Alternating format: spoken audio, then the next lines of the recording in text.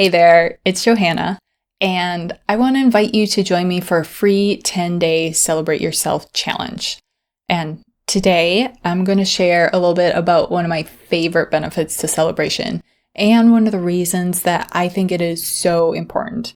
And that is that celebration helps us be with the fullness of our whole experience.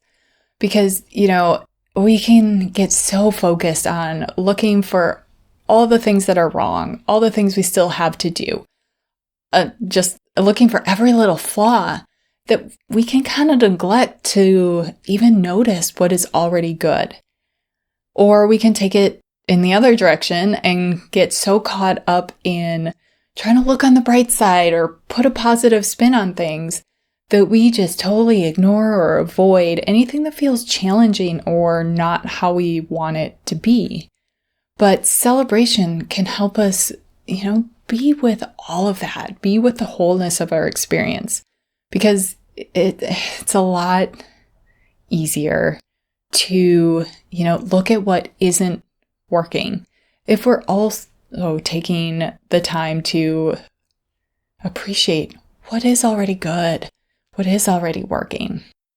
And it's a lot easier to acknowledge, hey, I made a mistake, if we're also making a point of celebrating what we're doing well, what we're learning, who we are choosing to be.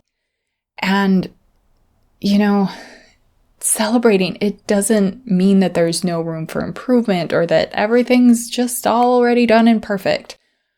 But it's a lot easier to keep showing up along the way if we are encouraging ourselves and celebrating our progress as we go.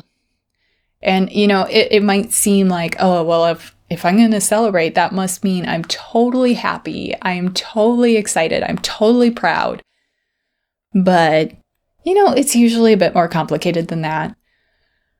But, we can both celebrate and feel grief, worry, frustration, disappointment, really all the feelings. So let's try this out. Let's practice celebrating in a way that honors the fullness of what's really going on for us. So what we're going to do is we are going to fill in the blanks on a sentence. And the sentence is, I am celebrating blank while honoring blank. So I'll give you a few examples and then you can try it for yourself. So for example, I am celebrating everything I've already gotten done this week, while also honoring the stress of feeling like there's just always more to do. Or I'm celebrating my new job, while also honoring that I miss the friends I made and the skills I developed at my previous job.